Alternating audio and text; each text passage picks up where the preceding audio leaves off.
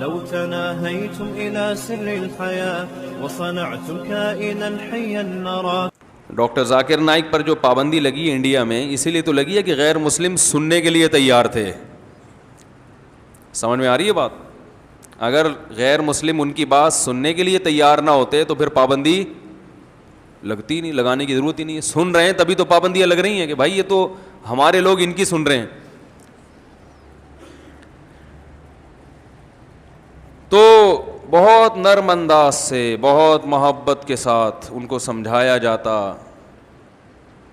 اسلام کا تعارف کروایا جاتا کہ بھئی ہمارے تمہارے درمیان قدر مشترک کیا ہے. سکھوں کو بتایا جاتا کہ تم بھی اصل میں ایک خدا کے ماننے والے ہو, ہم بھی ایک کے ماننے والے ہیں, تو پھر ایک ہی پہ آ جاؤ نا. کیا خیال ہے بھائی؟ اسی پہ آ جاؤ. تو پھر انہوں نے قرآنی آیات اور احادیث صحیحہ سے ایک سلیبس مرتب کیا ہوا ہے. وہ بھی فجر کے بعد اس کی بھی کلاسیں ہوتی تھیں.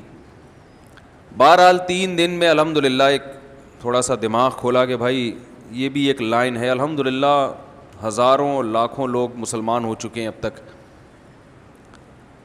اور بڑی عجیب عجیب کارگزاریاں تھیں. وہ اگر میں نے ساری سنانا شروع کر دی تو سارا ٹائم اسی میں لگ جائے گا.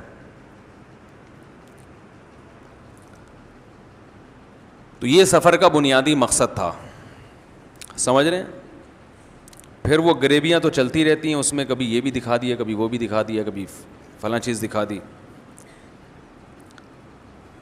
دوسرا, ہماری ملاقات ہوئی جناب ڈاکٹر ذاکر نائک سے, بہت تفصیلی ملاقات. اللہ ان کو جزائے خیر دے, انہوں نے خصوصی ٹائم دیا, وہاں بھی آنکھیں کھلیں. پہلے بھی یہ میری دوسری ملاقات تھی ان سے, اس سے پہلے بھی ہو چکی ہے 1.5 سال پہلے, لیکن وہ اتنی تفصیلی نہیں تھی, اور تھوڑا سا ایک حجاب بھی تھا, ایک اجنبیت. اس ملاقات میں سب سے زیادہ خوشی اس بات کی ہوئی کہ ہمارے پاکستانیوں کا الحمدللہ ڈاکٹر صاحب کو ترقی دینے میں بہت بڑا کردار ہے. ڈاکٹر صاحب نے بتایا کہ 50% مالی تعاون پاکستانی تاجروں کے ساتھ ہوا ہے, باقی 50% باقی دنیا کے جن میں عرب بھی ہیں. تو اکیلا 50% تعاون کہاں سے ہوا ہے؟ تو اس سے پتہ چلتا ہے بھائی پاکستانی اتنے بھی نالائق بولو نا یار نہیں ہیں. انہوں نے بتایا کہ جتنی جذباتی محبت پاکستان کے علماء کرتے ہیں, اتنی ایسے جذبات کہیں اور دیکھنے میں, محبت تو بہت لوگ کرتے ہیں, جو جذباتی محبت پاکستانیوں کو ہے وہ کہیں اور اتنی بڑے پیمانے پر کہیں اور دیکھنے میں. ارے بولنے پر گورنمنٹ نے پابندی لگائی ہے بھائی, تو بول لو یار, بات تو مکمل کر لو. تو یہ بڑا اچھا امیج. تیسری چیز جو ہم نے اپنی آنکھوں سے دیکھی, ان کے ارد گرد بھی زیادہ تر پاکستانی ہیں, اردو بولنے والے. اردو سے مراد پورے پاکستان میں, چاہے وہ پنجاب سے ہوں, KPK سے ہوں, لیکن وہاں جا کے تو سبھی اردو ہی بولتے ہیں نا. یہ بھی ایک بڑی اچھی بات ہے. تو اور کراچی کے بھی ہیں اسپیشل, یہیں کے کراچی کے خاص. یہ ایک بہت اچھی بات ہے پاکستانیوں کے لیے. یہ جو پاکستانیوں پہ فرقہ واریت کا طعنہ دیا جاتا ہے نا, فرقہ پرست فرقہ پرست فرقہ پرست, تو اتنے بڑے پیمانے پر ڈاکٹر صاحب کے ساتھ تعاون کرنا یہ فرقہ پرستوں کا کام بولو بھائی نہیں ہو سکتا. اسلام کی آواز اٹھائی, لوگوں نے ساتھ دیا, چاہے وہ ان کے مسلک سے ملتے ہوں یا نہیں ملتے ہوں. ان کے ساتھ رہنے والوں میں کوئی حنفی ہے, کوئی شافعی ہے, کوئی حنبلی ہے, کوئی سلفی ہے, سب ٹائپ کے لوگ ہیں اور اپنے اپنے مسلک پہ قائم ہیں. ایک بات خوب اچھی طرح سمجھ لیں, آج جو فرقہ واریت کو ختم کرنے کی کوشش جس اسٹائل میں کی جا رہی ہے, اس سے فرقہ واریت کم نہیں ہوگی بلکہ بڑھے گی. آج جو یوٹیوبرز ہیں نا, جو یوٹیوب پہ آ کے فرقواریت ختم کرتے ہیں اور قرآن و حدیث کا لیبل لگا کے کام کرتے ہیں, ان کا کہتے ہیں یہ حنفی غلط, یہ شافی غلط, یہ فلاں مسلک غلط. اس سے فرقواریت ختم نہیں ہوگی. وہ کہتے ہیں آؤ قرآن و حدیث پہ آ جاؤ, باقی سب کیا ہیں غلط. لیبل بہت اچھا ہے, لیکن اس سے سوائے اس کے کہ یہ ثابت کرنا کہ قرآن و حدیث پر میں ہوں باقی سارے غلط ہیں, یہ میسج جا رہا ہے, اس سے نفرتیں پھیلتی ہیں.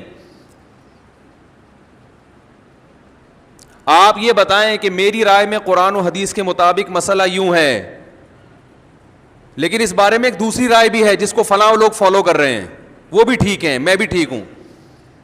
نہیں آ رہی میرا خیال ہے بات. اس سے فرقہ پرستی ختم ہوگی. ڈاکٹر ذاکر نائک اس طرح سے فرقہ پرستی کے ختم کرنے کے قائل ہیں. اس طرح قائل نہیں ہے کہ ایک نیا فرقہ بنا دیں جس کا بعد میں نام نائکی فرقہ پڑ جائے یا ڈاکٹری فرقہ پڑ جائے. سمجھ میں آ رہی ہے بات؟ وہ حنفیوں کو بھی درست مانتے ہیں, وہ شوافے کو بھی درست مانتے ہیں, وہ حنابلہ کو بھی درست مانتے ہیں, وہ مالکیہ کو بھی درست مانتے ہیں, اور وہ اہل حدیث کو بھی درست مانتے ہیں. اگر کوئی معتدل ہے, انہوں نے بتایا کہ پاکستان سے جو اہل حدیث میرے پاس ملنے کے لیے آتے ہیں بہت معتدل ہیں, ان کو اس پہ کوئی اعتراض نہیں ہے کہ کوئی حنفی ہے یا شافی ہے, وہ بھی ٹھیک ہے. اہل سنت والجماعت میں کوئی کسی بھی مجتہد کو فالو کرتا ہے تو وہ ٹھیک ہے. یہ کہنا کہ میں قرآن و حدیث اور وہ اندھا مقلد, یہ لیبل بہت اچھا ہے, اس سے سوائے امت میں آگ لگانے کے کچھ بھی حاصل نہیں ہوگا. بھائی ہم بھی قرآن و سنت کو فالو کر رہے ہیں, قرآن و سنت کی وہ تشریح جو آپ کر رہے ہو ہم اس کو نہیں مانتے, وہ تشریح جو مجتہدین نے کی ہے اس کو مانتے ہیں. میں سمجھا پا رہا ہوں اپنی بات؟ فرقواریت کے خلاف ڈاکٹر ذاکر, میں دو پیغام خاص طور پر ڈاکٹر صاحب کے امت مسلمہ کو پہنچانا چاہتا ہوں. ایک, فرقواریت کے خلاف کیسے کام کیا جائے. دوسرا اس سے بھی اہم پیغام ہے جو میں دوسرے نمبر پہ دوں گا. پہلے میں اس ٹاپک کو مکمل کر لوں. ڈاکٹر صاحب کی جو رائے ہے اس میں فرقواریت ختم کرنے کا یہ طریقہ کہ میں ہی ٹھیک ہوں, یہ طریقہ درست بولو بھائی نہیں ہے, بلکہ ان کی رائے ہے کہ میں بھی ٹھیک ہوں. سمجھ رہے ہو؟ میں بھی ٹھیک ہوں. قرآن و سنت کی تشریحات میں اختلاف ہے تو آپ کسی بھی رائے کو فالو کریں گے آپ قرآن و سنت ہی کو فالو کرنے والے کہلائیں گے. ہاں, بدعات کا اسلام میں کوئی جگہ نہیں ہے بدعت کے لیے, وہ کسی مجتہد کسی امام کا قول نہیں ہے. یہ جو بدعتیں ہو رہی ہیں نا, یہ تو بہت سی چیزیں امام ابو حنیفہ کے کھاتے میں ڈالی ہوئی ہیں, بہت سی چیزیں شوافے نے امام شافی کے کھاتے میں ڈالی ہوئی ہیں, تو وہ تو کوئی بھی نہیں اس کو صحیح کہتا. ڈاکٹر صاحب نے مجھے بتایا کہ ان کی ڈاکٹر صاحب کی ریسرچ کے مطابق اس وقت دنیا میں اہل سنت والجماعت میں اس وقت بھی 50% فقہ حنفی کو فالو کرنے والے ہیں. 50% لوگ بولو بھائی فقہ حنفی کو فالو کرنے والے, اور پہلے تو یہ تعداد اور زیادہ تھی. 30% لوگ فقہ شافی کو فالو کرتے ہیں. پورا ملیشیا انڈونیشیا امام شافی کو فالو کرتا ہے. آپ نے یہ دعوت شروع کر دی کہ قرآن و حدیث پہ آ جاؤ, امام شافی کو چھوڑ دو. لیبل بہت اچھا ہے, پیغام یہ جائے گا گویا امام شافی قرآن و سنت کو فالو, یہ لیبل یہ پیغام جائے گا نا, میسج یہ جا رہا ہے کہ ہم فالو کر رہے ہیں, وہ فالو نہیں کرتے تھے. 30% لوگ کس کو فالو کرتے ہیں؟ امام شافی کو. 17% لوگ امام مالک کے فقہ کو فالو کرتے ہیں افریقہ میں اور مختلف. یہ میں ڈاکٹر صاحب کی تحقیق بتا رہا ہوں, بڑے محقق ہیں, ظاہر ہے وہ کمزور بات کرنے کے عادی نہیں ہیں. تو یہ کتنے ہو گئے؟ 97. 50% اس وقت پوری دنیا میں, یعنی آدھا اسلام کو جو فالو کرنے والے لوگ ہیں نا ان میں آدھے حنفی ہیں, امام ابو حنیفہ کو فالو کر رہے ہیں. 30% امام شافی کو, پورے ملک. 17% امام مالک کو. کتنے ہو گئے بھائی؟ 97 ہو گئے کہ نہیں ہو گئے؟ 2% فقہ حنبلی کو جو سعودی عرب میں ہے. 2% پوری امت کے وہ کتنے ہیں؟ 2%.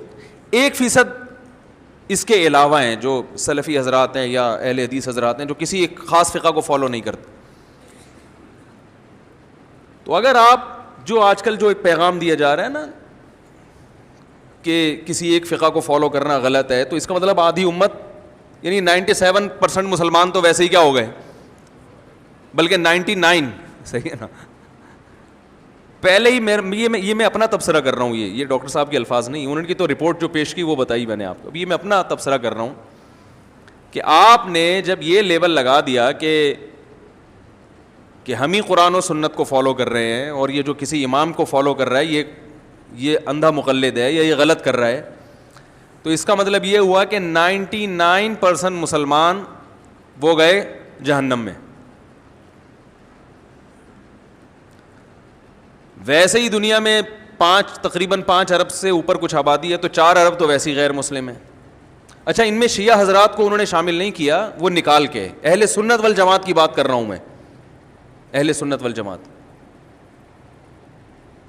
تو اگر اوور آل سب کو شامل کیا جائے, یعنی ان کی رائے یہ تھی کہ وہ لوگ جو قرآن اور حدیث کو حجت سمجھتے ہیں, ان کے نزدیک قرآن حدیث اور صحابہ, شیعہ حضرات کیونکہ صحابہ کو حجت نہیں سمجھتے اس لیے اس تحقیق میں انہوں نے ان کو شامل نہیں کیا.